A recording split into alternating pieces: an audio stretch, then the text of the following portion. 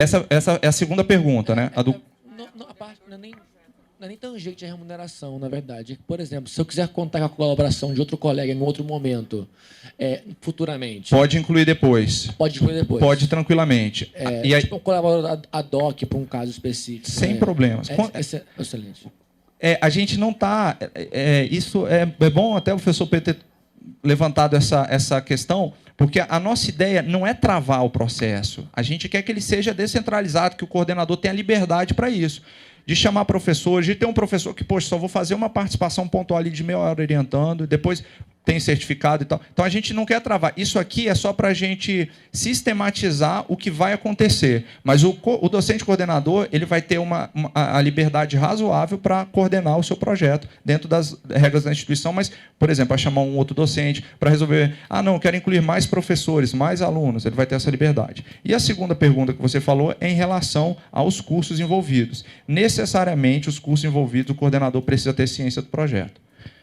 Nem que seja indiretamente. Você marca uma reuniãozinha ou manda por e-mail, às vezes agenda apertada, fala, professor, só queria que você desse um ok, desse uma olhada, atende o projeto pedagógico do curso, vai ao encontro ou de encontro ao projeto pedagógico, então é mais essa necessidade. Porque, às vezes os docentes eles trazem ideias muito boas, mas que não condizem com alguns projetos pedagógicos que nós temos. Então, a gente precisa dessa equalização. Como fica? Bom dia. Bom dia. Aqui. Levanta a mão. Estamos com a mão. E a participação de docentes de outras instituições? É possível, inclusive é possível a participação de funcionários da instituição, só que nesse momento a gente não conseguiu institucionalizar. A gente está dando um passinho de cada vez. Mas é possível, sim, envolver docentes de outras instituições, envolver, inclusive, colaboradores, equipe do corpo administrativo, envolver comunidade, pessoas que já participaram do projeto, que querem participar. Isso que a senhora falou é a essência da extensão. A gente só não conseguiu sistematizar agora, a gente está indo passo a passo, mas é possível. Nesse momento, por exemplo, eu não posso colocar a pesquisadora da UNB que faz... Não. Tá. Aqui não, mas a senhora pode convidá-la, estabelecer uma relação para que ela apoie, uma relação entre a senhora, docente, e ela, pesquisadora docente. Obrigada. Por nada. Meu nome é Yasmin, eu sou de Direito. E, assim, os projetos eles têm que ter algum impacto social ou projetos a títulos acadêmicos de educação também podem se inscrever aí? A educação, o impacto social. Não, mas é um projeto a nível acadêmico só. Não é um projeto que vai atuar de uma forma prática dentro de uma sociedade. Nesse caso, se você não tem uma relação com a sociedade, não se caracteriza como extensão.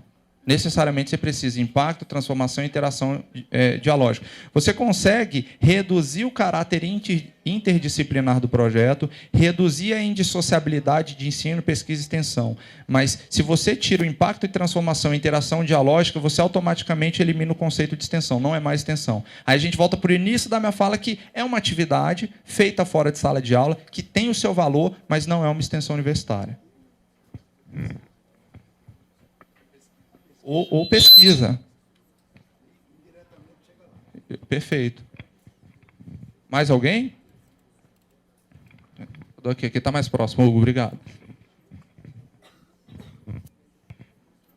Bom dia a todos. Sou Marilete, aluna de Direito de primeiro semestre.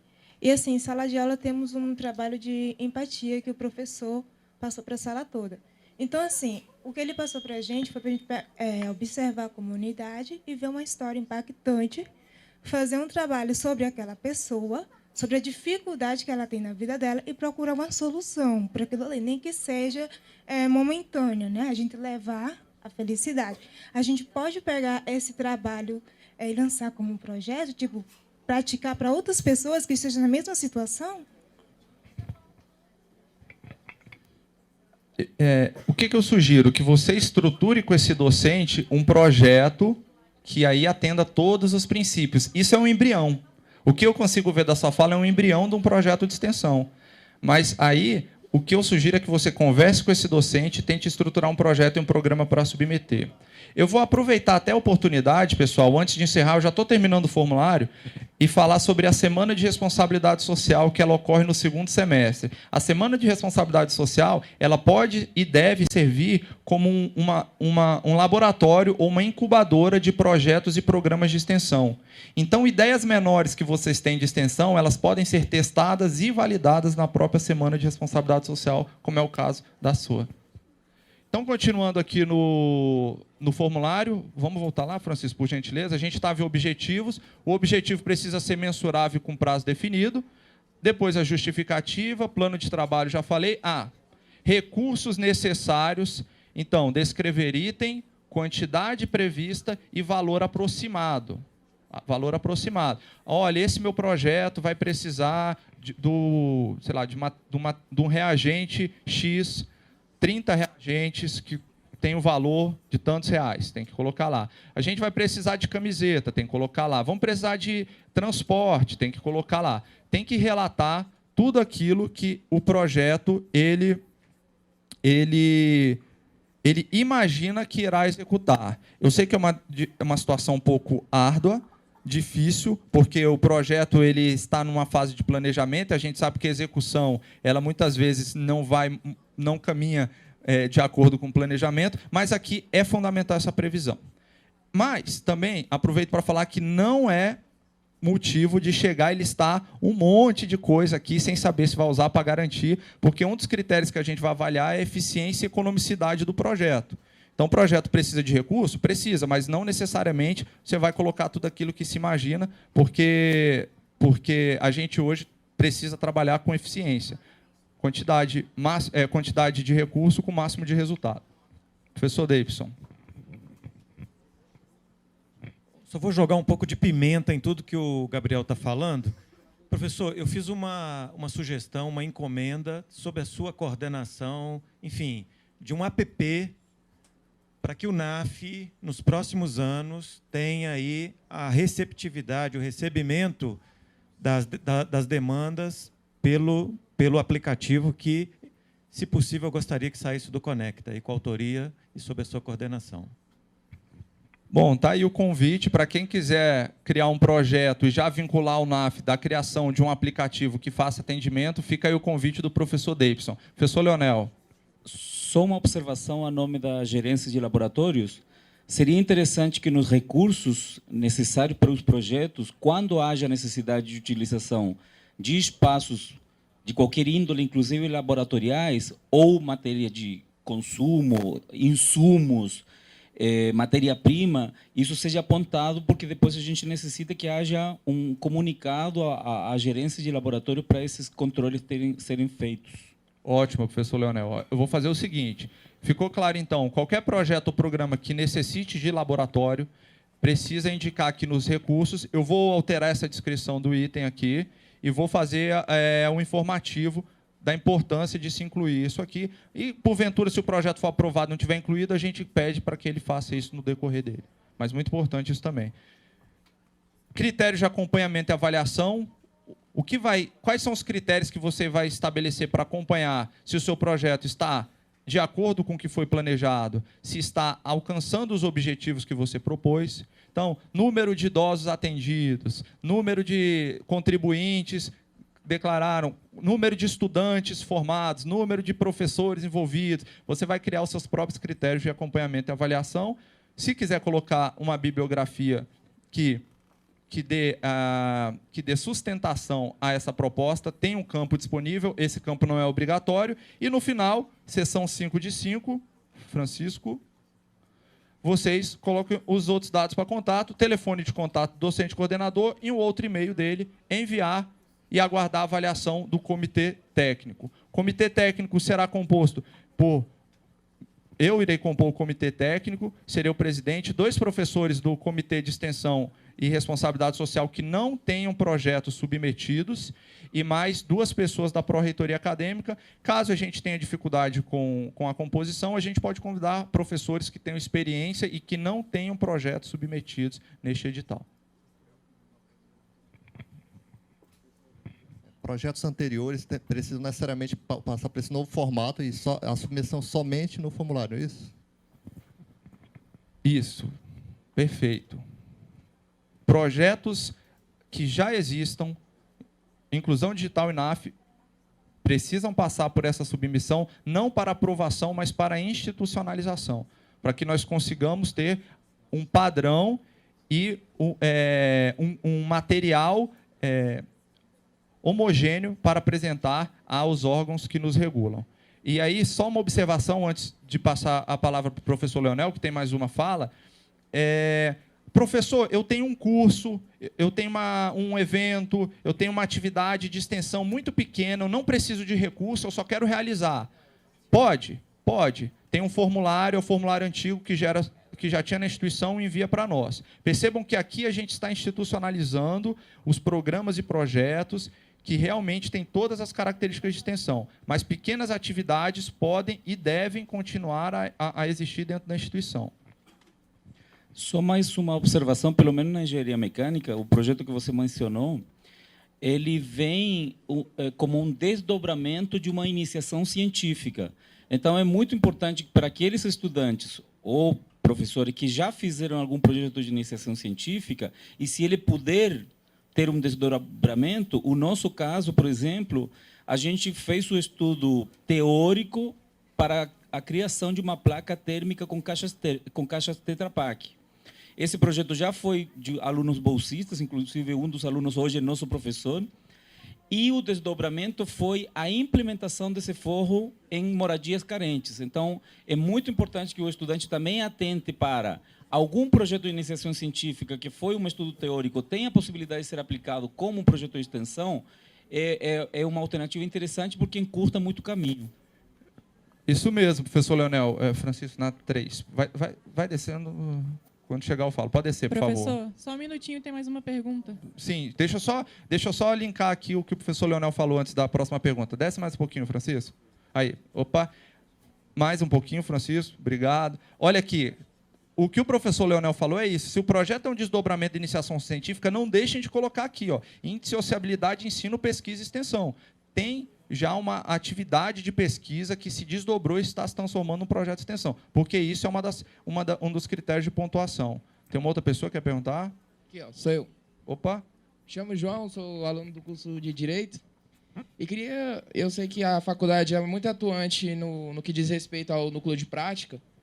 E, assim, nós do curso de Direito, quando vai chegando no término do curso, tem, assim, a prática civil, prática penal. Eu queria saber, assim, projetos de extensão que possam, porventura, se aventurar nessas práticas trabalhistas, especialmente trabalhistas na área sindical, se eu posso atuar conjuntamente com o núcleo de prática da faculdade, nesses setores, assim, que possa me dar mais liberdade, assim, nesse sentido. Com certeza. Inclusive, o NPJ, o Núcleo de Prática Jurídica, não sei como é que eu não citei, né? Um grande projeto de extensão vinculado ao curso de Direito que nós temos e que atende que atende todas essas diretrizes. Então, sim, você pode atuar. Mais uma pergunta ali. No final da graduação, como vai ficar no meu currículo, no meu histórico, os projetos que eu participei para eu concorrer mestrado, doutorado? Você será certificada por cada projeto que você participar e concluir e cumprir as obrigações que estão previstas no edital. Bom, então acho que é isso. Agora eu vou fazer essa divisão. Professor, tinha uma pergunta, desculpa. Depois que a gente submeter, se aparecer propostas de outros cursos que queriam somar no projeto, a gente pode fazer esse aditivo ou não é mais possível? Articula agora ou... Não, pessoal, tá até lá no edital. Depois que submeter, a proposta é aquilo lá. Não tem mais como incluir documento, mais nenhuma informação. Finalizando aqui com o professor Jorge. Existe a possibilidade de aparecerem projetos semelhantes. Como é que vai ser essa discussão, essa avaliação? Análise de conteúdo e dos critérios do edital. Análise de conteúdo e dos critérios do edital. Se surgir, por exemplo, outra inclusão digital para a terceira idade lá, imagina, hein, Jorge? Vai ficar triste, hein? A gente vai analisar o conteúdo e qual que atende mais os critérios do edital. Mas se chegarem 2 projetos ou 2 programas similares, é sinal de que a coordenação não ficou sabendo. Porque isso já travar lá na coordenação. A coordenação falou, peraí, por que está enviando um desses se a gente já tem o outro? Mas todas têm que saber. Então, se está vinculada, então não é um projeto igual.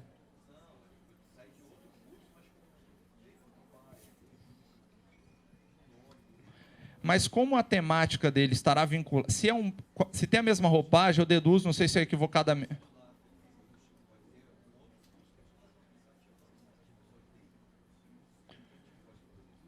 Ótimo. Aí, nesse caso, você tem que saber. Se você não souber, é um problema, porque envolve o seu curso. A criação do aplicativo envolve o seu curso. Indiretamente. Sim, o seu curso. Você não é coordenador de tecnologia? Mas aí não tem um vínculo com o ensino. A gente precisa vincular. Tem que passar pelos 3.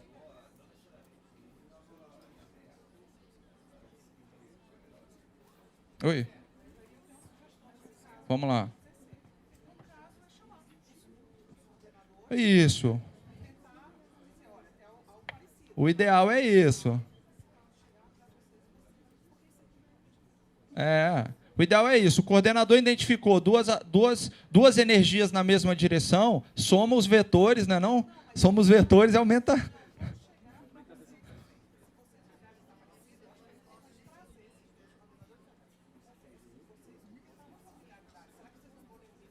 Isso. Bom, pessoal, agora então a gente vai falar. Eu vou encerrar agora por causa do horário, e aí as perguntas já podem ser feitas diretas nas salas vinculadas ao seu curso. Bom, quais são as salas que nós temos, Priscila? Vai lá.